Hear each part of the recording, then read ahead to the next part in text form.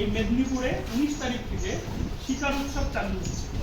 শিকার উৎসব মানে বনে গিয়ে জঙ্গলে আগুন লাগায়, এমনকি বন্যপ্রাণী হত্যা করার চেষ্টা করা হয়, তাই তো? এবার সেইটা যাতে করে এবারে না হয়, জঙ্গলে যেন এরকম লোক জড়ো হয়ে একসঙ্গে না গিয়ে আগুন না লাগিয়ে যাতে করে বন্যপ্রাণী না হত্যা করে, এটা আমাদের করতে হবে, চেষ্টা করতে হবে। এই যে লিফলেটগুলো দিচ্ছে, এতে অনেক কিছু লেখা আছে। তোমরা বাড়ি গিয়ে এই জিনিসগুলো বাবা মাকেও বলতে পারো যে এই জিনিসগুলো করা যাবে না, এবারে জঙ্গলে যাওয়া যাবে না, বন্যপ্রাণী হত্যা করা যাবে না, এই জিনিসগুলো বলবে। এমনকি তোমরাও করবে, করে নিজেরাও এগুলো অ্যাপ্লাই করবে। ভবিষ্যতে তোমরাও চেষ্টা করবে যাতে করে বন্যপ্রাণী তোমরা না হত্যা করো, জঙ্গলে যেন না আগুন লাগাও, এটা তোমাদের মধ্যেও জাগ্রত হতে হবে। বুঝতে পেরেছো? দেখো, আমরা যেমন আমাদের বেঁচে থাকার অধিকার আছে, তাই তো? আমাদের বিভিন্ন ধরনের অধিকার আছে, সেরকম আমাদের আরেকটা অধিকার আছে বা কর্তব্য আছে যে বন্যপ্রাণীকে আমাদের রক্ষা করতে হবে। এটা আমাদের কিন্তু নৈতিক দায়িত্ব এবং কর্তব্য, ঠিক আছে? আমাদের কনস্টিটিউশন আছে, তাতে 48 নম্বর ধারায় লেখা আছে এটা, যে আমাদের কি কি কর্তব্য আছে। আর অধিকার তো আছে, মৌলিক অধিকার আমাদের অনেকগুলো আছে, 5খানার মতো আছে, কিন্তু আমাদের কিছু কিছু দায়িত্ব আছে, কর্তব্য আছে, সেগুলো আমাদের করতে হবে। তার মধ্যে একটা হচ্ছে আমাদের বন্য প্রাণীকে রক্ষা করতে হবে। বুঝতে পেরেছো? বন্য প্রাণী কেমন হতে পারে? যেমন খরগোশ হতে পারে, ছোট প্রাণী হতে পারে, সাপ হতে পারে, ইঁদুর হতে পারে। আবার বড় প্রাণী কি হতে পারে বলো?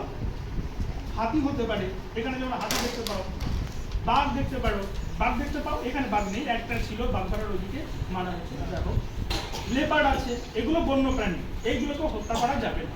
এমনকি বনে গিয়ে শিকারের সময় কি হয়, বেশি করে শুকর আছে যেগুলো ওয়াইল্ড বোর বলে, যেগুলো বড়রা বলে এখানে, সেইগুলোকে হত্যা করার চেষ্টা করা হয়।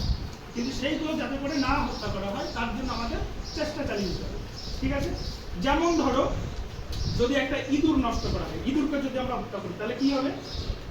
সাপে কি খাবে? সাপে খেতে পাবে না, তখন সাপগুলো কি করবে? আমাদের বাড়িতে আসবে, বাড়িতে এসে আমাদের কাটবে, তখন আমাদেরই সমস্যার সম্মুখীন হতে হবে।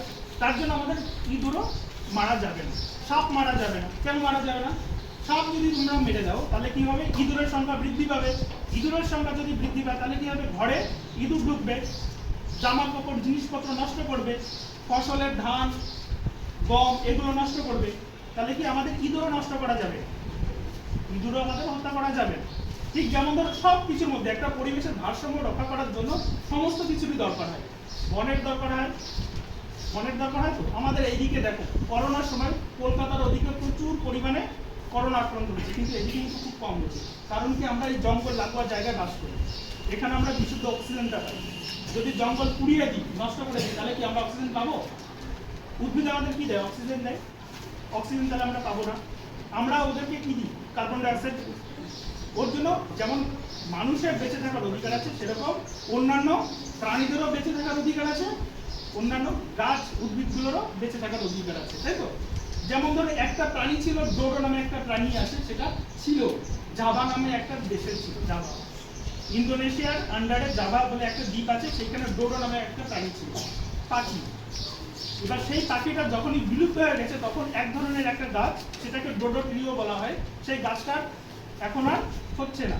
কারণ এটার একটা সিস্টেম ছিল যে ওই বীজটা যদি ওই পাখিটা যদি গ্রহণ করে, তখন ওই মলের মাধ্যমে যে বীজটা বেরোবে, সেখান থেকেই ওই গাছটা হতে হবে। তার জন্য একটা প্রাণী নষ্ট করা, তার মানে কি? সঙ্গে সঙ্গে পরিবেশের ভারসাম্য নষ্ট হয়ে যাবে, অনেক উদ্ভিদও নষ্ট হয়ে যাবে, ঠিক আছে? তার জন্য আমাদের এসব করা যাবে না, বনকে আমাদের রক্ষা করতে হবে। বুঝতে পেরেছো?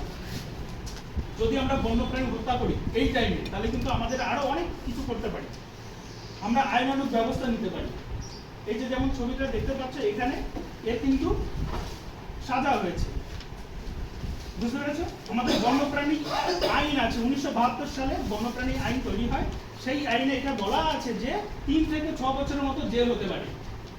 যদি আমরা কোনো পাখি ধরে রাখি, তখন 7 বছর পর্যন্ত জেল হতে পারে, এমনকি 25,000 টাকা পর্যন্ত জরিমানা হবে। যদি কাউকে যদি দেখা যায় যে জঙ্গলে ওরা কোনো ফাঁদ নিয়ে যাচ্ছে বা জাল নিয়ে যাচ্ছে, তখন কিন্তু আমরা এই আইনে ওদেরকে আমরা অ্যারেস্ট করতে পারি, তখন ওরা জেল খাটবে। তার জন্য এটা বাড়িতে গিয়ে সবাইকে বলবে যে এইগুলো করা যাবে না, ঠিক আছে? বন দপ্তরের সঙ্গে আমাদের সঙ্গে সহযোগিতা করতে হবে, কেউ যেন আগুন না লাগায়, কেউ যেন বন্যপ্রাণী হত্যা করতে না যায়। বুঝতে পেরেছো? এবার আপনাদের একটুখানি দেখুন মানে জনসচেতন মানে এদের যদি আমরা সচেতনতা না বৃদ্ধি করি তাহলে আমরা এগোতে পারবো না। এই জঙ্গলে যে আগুন লাগিয়ে দিচ্ছে আমাদের মানে সত্যি খুব দেখে খারাপ লাগে। মানুষ কত মারে পশু পাখি সব আপনি মরে যদি যাচ্ছে। মেদিনীপুর থেকে আসেন দেখবেন লোহাটি ওখান থেকে দেখবেন যে মানুষ দেখতে যা সুন্দর লাগে, গাছপালা থাকলে এমনিতে দেখতে ভালো লাগে, এখন সব যেন লাল হয়ে যাচ্ছে। জঙ্গল নয় তারপর এরা যদি বাড়িতে গিয়ে এই যে হাতির এত উৎপাত, জঙ্গলটা যদি তাদের জায়গা ঠিকঠাক জায়গা থাকে থাকা, তাহলে হাতিকে আর বাইরে আসতে হবে না। এনক্রোচমেন্ট হচ্ছে জঙ্গলটা নষ্ট করে দিচ্ছে, তখন হাতিগুলো কোথায় যাবে? তখন তো এই বাড়িতে যাচ্ছে, এখানে যাচ্ছে, ওখানে যাচ্ছে। আর তোমরা সবাই বাড়িতে গিয়ে কিন্তু দেখাবে এটা, ঠিক আছে? বাবাকে বলবে, হ্যাঁ কাগজটা পড়াবি বাড়িতে সবাইকে। হয়েছিস বাট এই পড়াই চকলেট আছে